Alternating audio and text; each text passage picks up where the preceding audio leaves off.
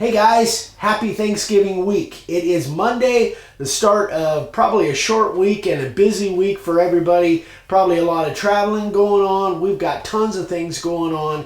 That's why I'm filming this by myself. Vicky's got Thanksgiving stuff going on. But I wanted to do another coffee and questions this morning with a couple questions that are fairly common that I get a lot, especially with new people. But I'm hoping this is valuable for everybody. So, first question, let's get right into it. Mickey Sewell says, I'm considering making a sign that has a lot of fine detail. One of the questions I keep asking myself is what type of wood should I use for cutting fine detail? I thought a softwood like cedar would make the cutting easier than, say, a hardwood. Then I thought the softer wood might not be able to hold a tight line like harder wood. The sign I want to cut. Sorry, my words ain't working yet. It's a little early, and I haven't had enough coffee. The sign I want to cut first involves cutting thin lines to make hair strands. So, there's a couple rules of thought, kind of trains of thought on this. One is that a hardwood would help you have a little bit more resistance on it and help you hold that line a little bit better.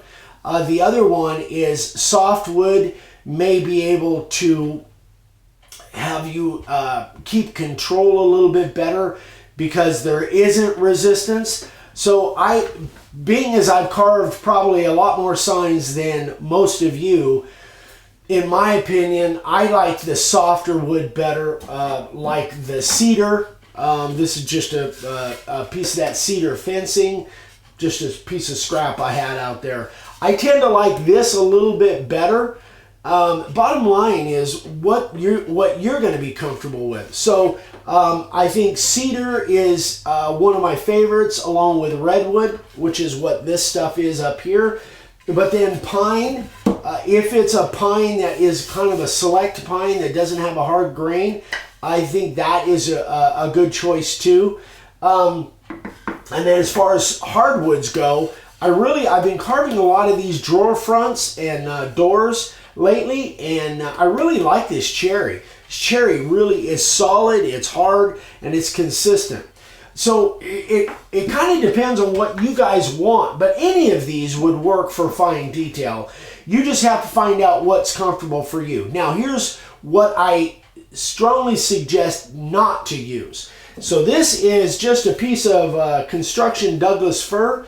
What you don't want is you don't want the combination of these two, meaning it's soft in between the grain and it's hard when you hit the grain. That's where problems really come into play. So you can see that I just cut a couple lines with my profile bit in there, or actually I think that was my carving liner bit. And you can see every time I hit, I don't know if you can, hopefully, every time I hit the grain, it kind of tried to go sideways on me a little bit. So that's what you don't want, and that's what you run into a lot with these rounds.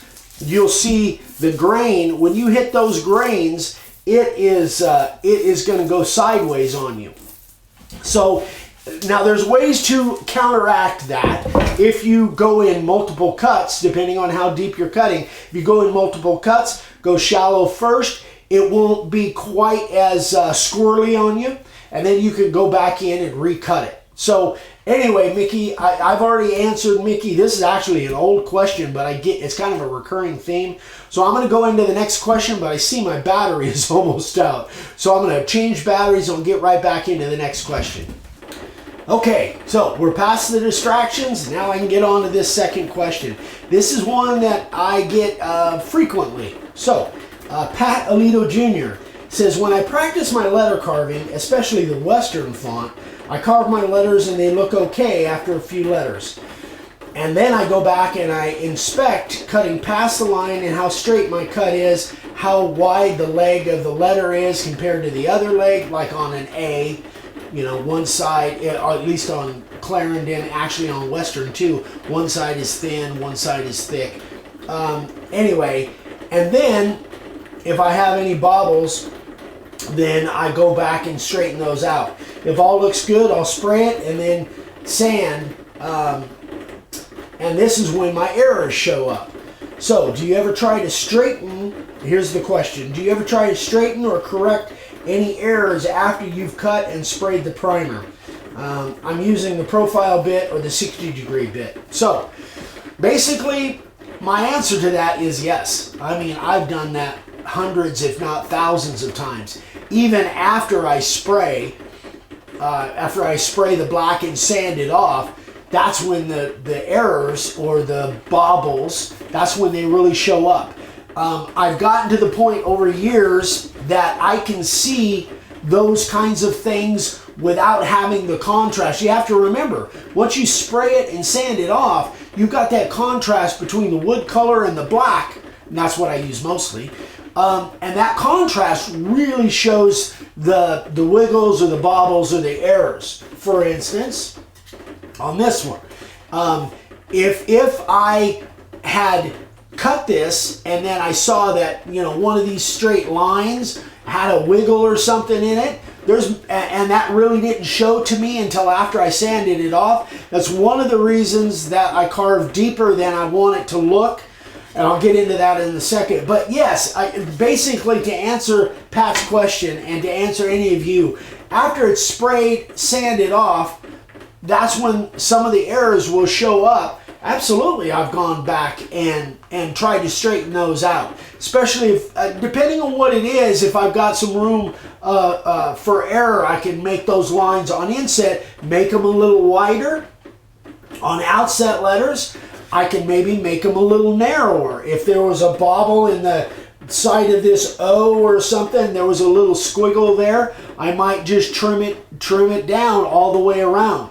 And then I'll respray that one area, sand it off again. So absolutely, I've done that, you know, for years. I haven't done it in quite a while, but I used to do it all the time. It looked great. I sprayed it, sanded it off, and now it just, I can see the errors. So yes, I have done that. I don't have any problem with that at all. However,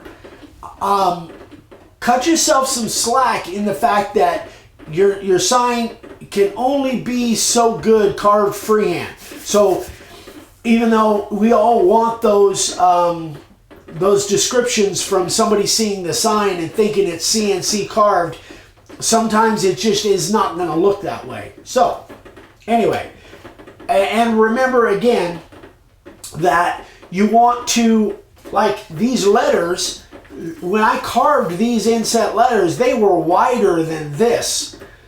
Because every time you sand, you take off, because you're carving at a V, you take off a little bit of that width. So you always want to carve a little bit deeper than what you want the final product to be, because you're going to take some of that width off by sanding. So that comes into play more on inset letters, but it comes into play on outset as well.